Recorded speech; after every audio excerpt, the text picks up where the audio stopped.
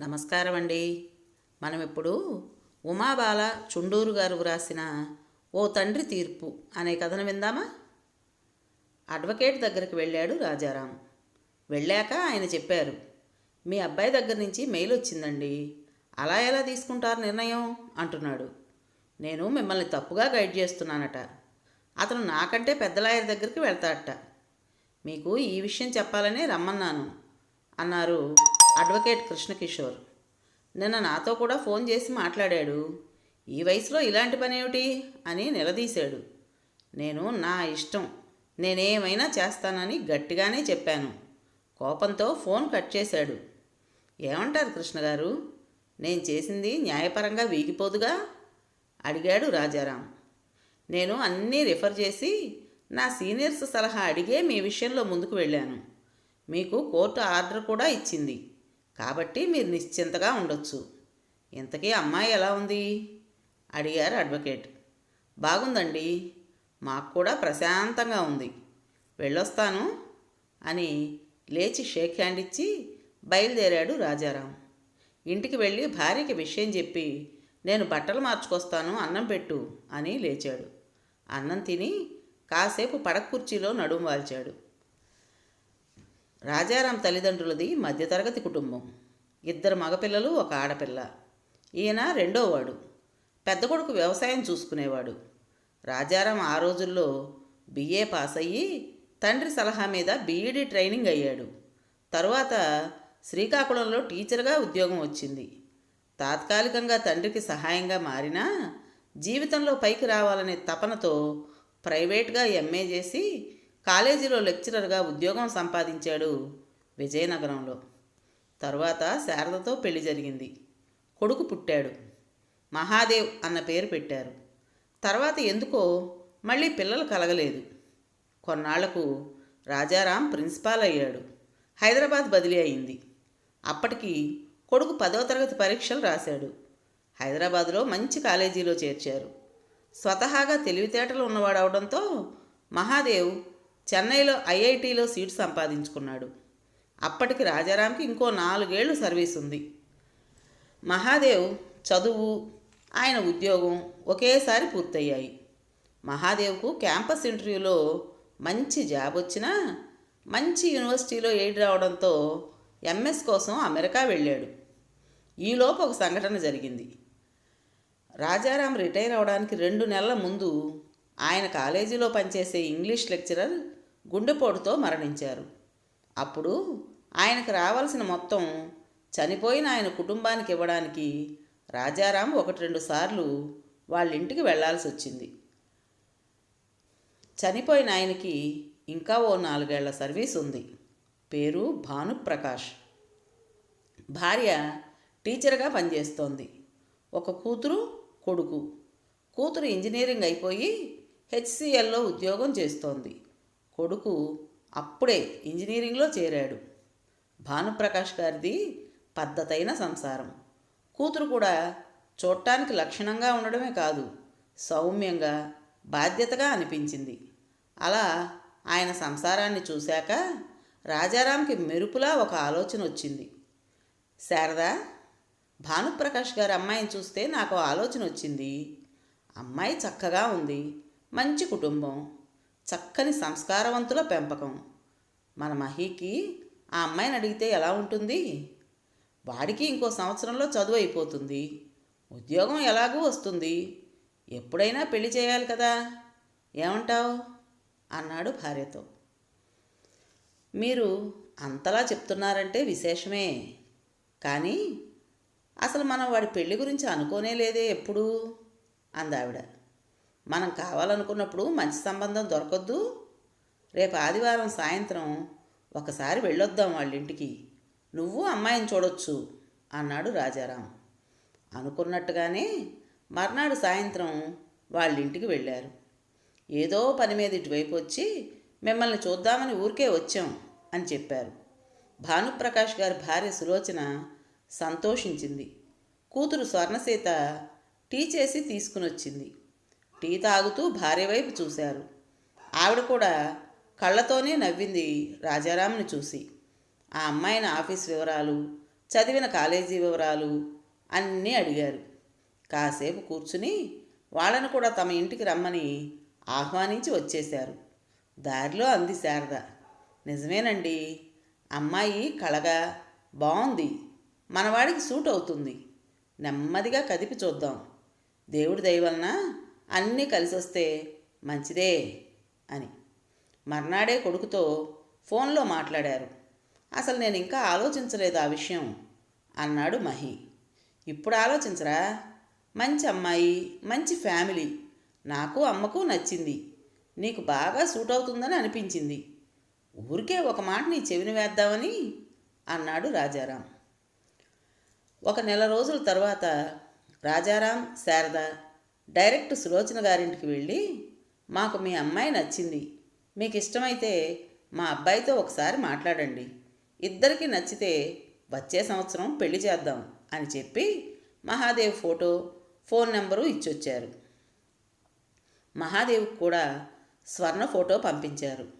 అబ్బాయి అమ్మాయి మాట్లాడుకోవడం, ఒకరికొకరు నచ్చడం జరిగిపోయింది. ఈలోపు మహాదేవ్కి చదువు పూర్తయి అక్కడ మైక్రోసాఫ్ట్లో ఉద్యోగం వచ్చింది. ఉద్యోగంలో జాయిన్ అయ్యే ముందు ఇండియా వచ్చాడు. స్వర్ణసీతని ప్రత్యక్షంగా చూడటం, ఇద్దరికీ నచ్చటం జరిగింది. ఒక నెల రోజుల్లో వివాహం జరిగేటట్టు ఇక్కడ ఆఫీస్లో ఫార్మాలిటీస్ ముగించుకుని ఓ 2 నెలల తర్వాత అమ్మాయి అమెరికా వెళ్ళేటట్టు నిర్ణయం తీసుకున్నారు. కన్నుల పండుగగా పెళ్లి జరిగిపోయింది. జోడీ బాగుందని అందరూ అన్నారు. 15 రోజుల తర్వాత మహాదేవ్ అమెరికా వెళ్ళిపోయాడు. స్వర్ణ అత్తగారింట్లో ఉంటోంది. అప్పుడప్పుడు తల్లి దగ్గరికి వెళ్తాంది. ఆడపిల్ల ఇంట్లో తిరుగుతుంటే చాలా ముచ్చటగా ఉండేది రాజారాం దంపతులకు. చక్కగా వంట చేసేది స్వర్ణ, మంచి పనిమంతురాలు. మహాదేవ్ అదృష్టవంతుడని, తమ సెలక్షన్ రైటే అని అనుకునేవారు వాళ్ళిద్దరూ. నెల రోజుల తర్వాత స్వర్ణ అమెరికా వెళ్ళిపోయింది డిపెండెంట్ వీసా మీద. రోజంతా ఖాళీగా ఉండడం అలవాట్లేక ఇబ్బందిగానే ఉండేది స్వర్ణకి. మనకి వాళ్ళకి టైంలో తేడా వలన ఎప్పుడంటే అప్పుడు ఫోన్ చేయడము కుదరదు. లోకల్గా ఇంకా ఎవరూ తెలీదు.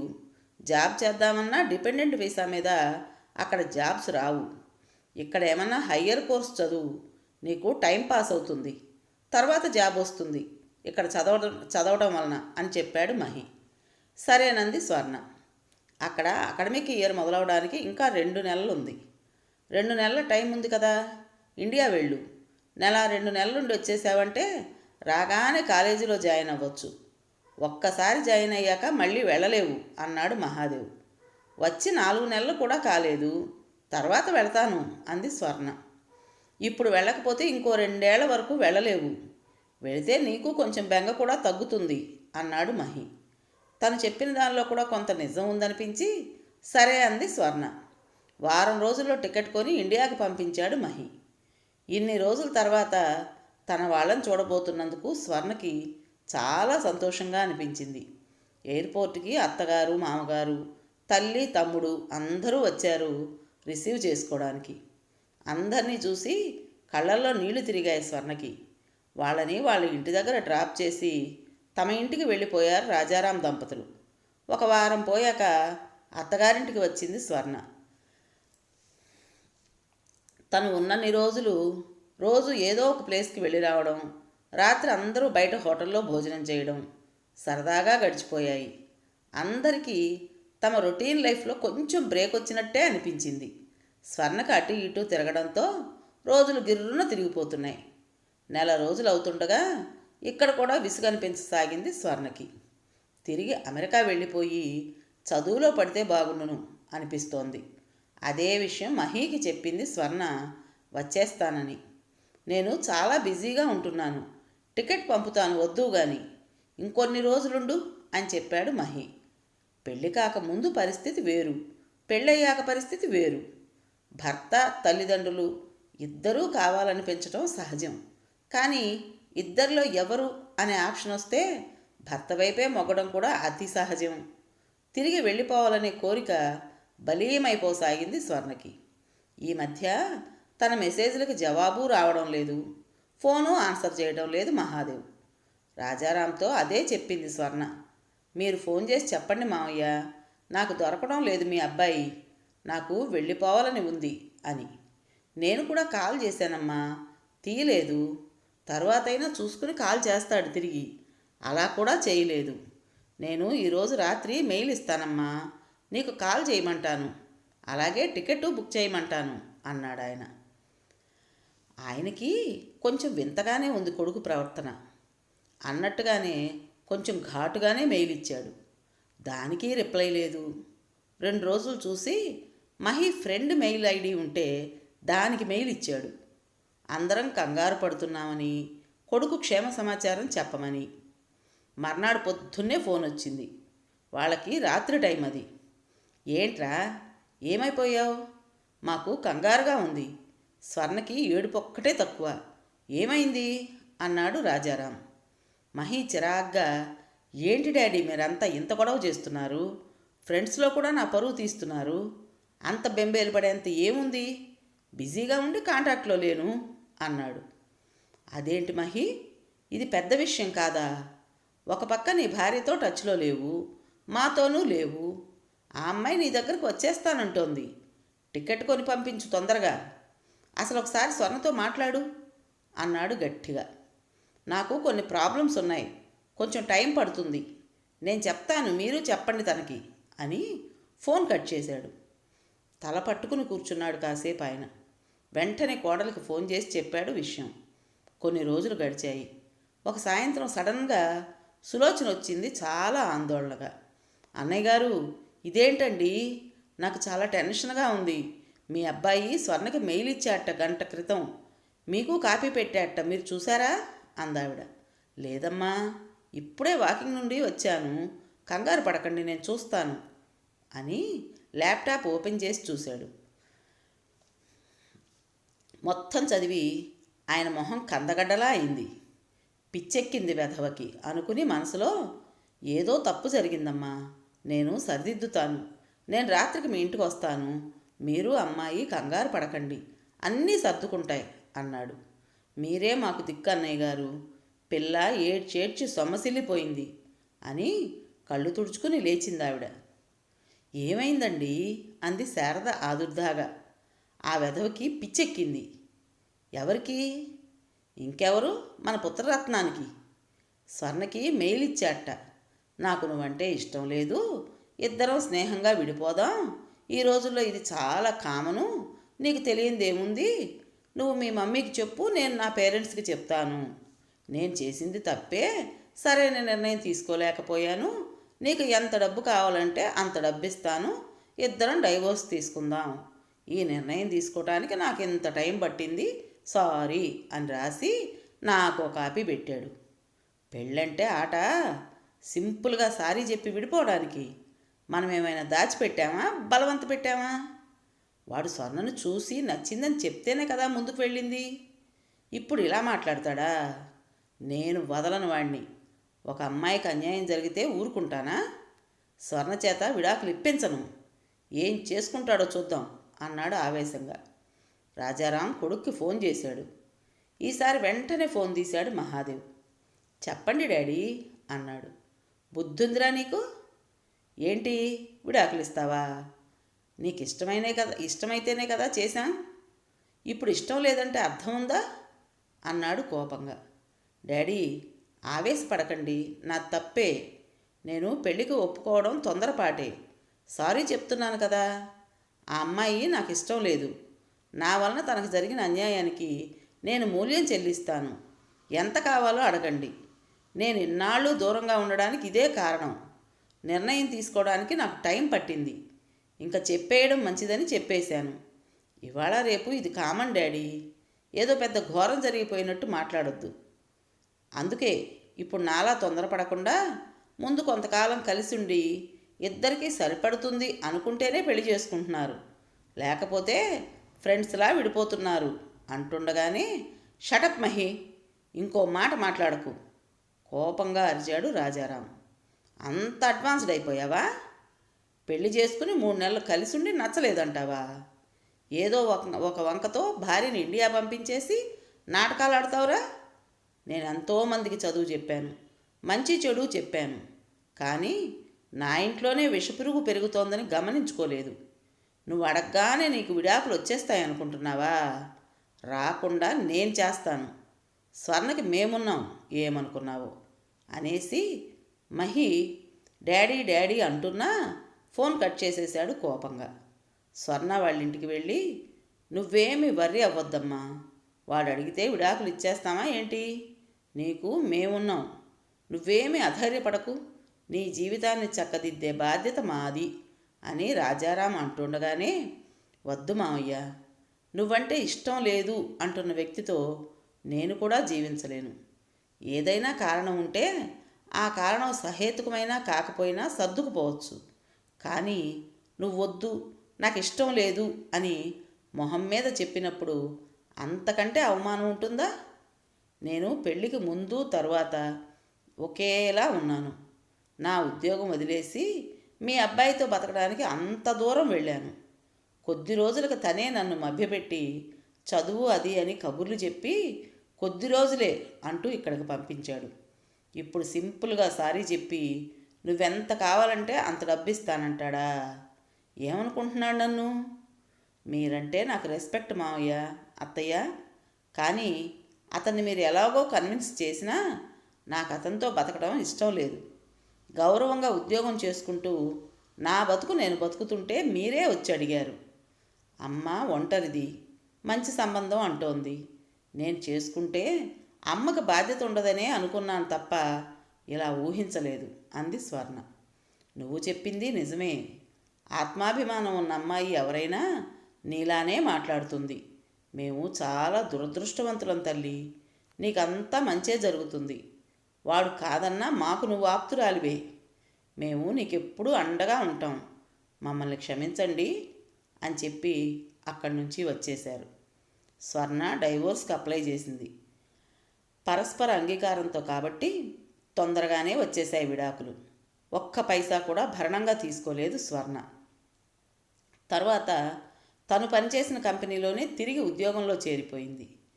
ఇక రాజారాం విషయానికి వస్తే, ఆయన ఆ రోజు నుండి తన కొడుకుతో పూర్తిగా సంబంధాలు తెంపేసుకున్నాడు. మళ్ళీ కొడుకు తండ్రితో మాట్లాడాలని ప్రయత్నించినా వీలు కాలేదు. కొంతకాలం అయితే వాళ్లే మారతారులే, వాళ్ళకి నేను తప్ప ఎవరున్నారు అనుకున్నాడు మహి. కానీ రాజారాం బాగా ఆలోచించి ఒక దృఢ నిశ్చయానికి వచ్చాడు. ఒక పేరున్న అడ్వకేట్ని కలిశాడు.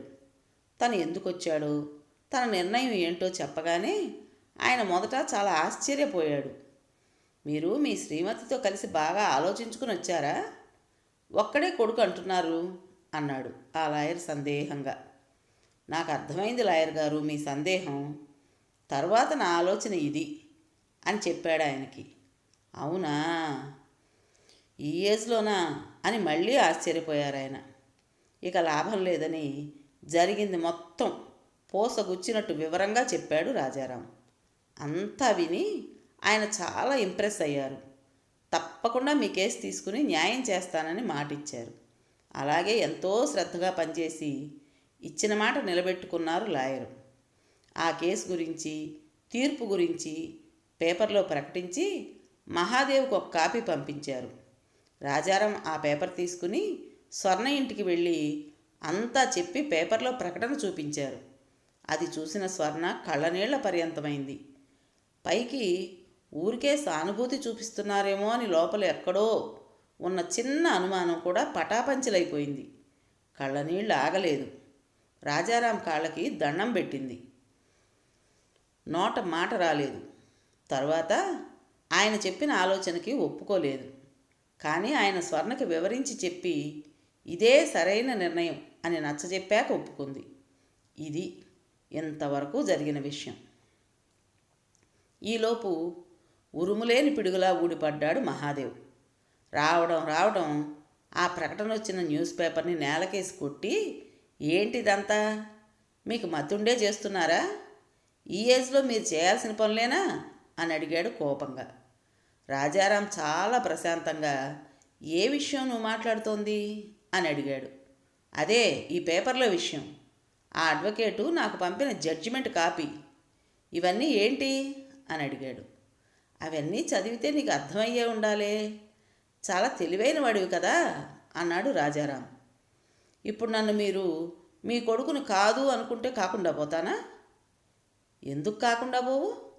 నువ్వు పెళ్లి చేసుకుని నీ భార్యను కాదంటే కాకుండా పోయినప్పుడు నీ విషయంలో ఎందుకు కాదు? నీకు మాకు ఏ సంబంధం లేదు. నాకున్న ఆస్తి కూడా నా సంపాదనే. సో దాని మీద కూడా నీకు హక్కు లేదు. అందుకే నువ్వు నా కొడుకువు కాదని నిన్ను నిరాకరిస్తూ నీతో సంబంధం తెంచుకోవడానికి కోర్టుకు వెళ్ళి నీకు జడ్జిమెంట్ కాపీ పంపించాను. ఇంకా అర్థం అవ్వాలంటే నిన్ను డిజోన్ చేసుకున్నాను. నువ్విక వెళ్ళొచ్చు అన్నాడు రాజారాం. అంటే మీకు నేను లేకపోయినా పర్వాలేదన్నమాట. సరే కానీ ఈ ఏజ్లో ఒకరిని, అది అమ్మాయిని పెంచుకోవడం ఏంటి? అర్థం ఉందా? ఇంతకీ ఏది ఆ అమ్మాయి అని అడిగాడు. కూర్చో, వస్తుంది చూద్దు గాని అన్నాడు రాజారాం. కాసేపటికి స్వర్ణ హ్యాండ్ బ్యాగ్తో లోపలికొచ్చి చెప్పులు పక్కన వదిలి ఏదో అనబోతూ మహాదేవుని చూసి తడబడి మౌనంగా నిలబడిపోయింది. రామ్మారా కూర్చో అంటూ, ఇదిగో శారదా, అమ్మాయి వచ్చింది, మంచినీళ్ళు తీసుకురా అని పిలిచారు లోపలికి వినబడేటట్టు. స్వర్ణసీతను అక్కడ ఊహించని మహాదేవ్ కూడా అన్యమనస్కంగా లేచి నిలబడ్డాడు. అదిగో తనే మేము దత్తత తీసుకున్న అమ్మాయి, చూసావుగా, వెళ్ళిక అన్నాడు. ఇదంతా మా ఇష్ట ప్రకారమే జరిగింది.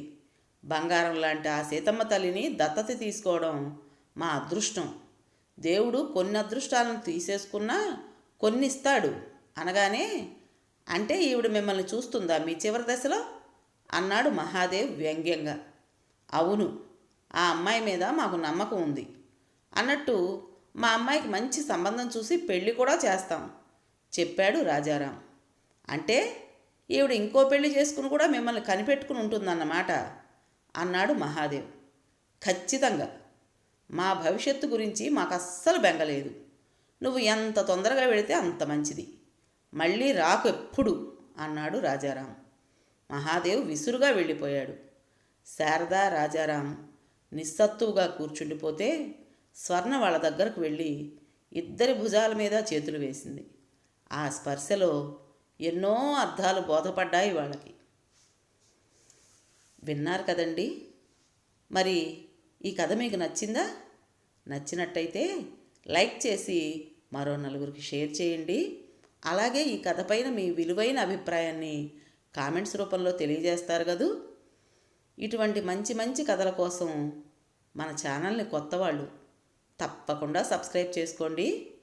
ఇంత మంచి కథను మనకు అందించిన రచయిత్రికి మనస్ఫూర్తిగా ధన్యవాదాలు తెలుపుకుంటూ రేపు మరో మంచి కథతో మీ ముందుకు వస్తాను.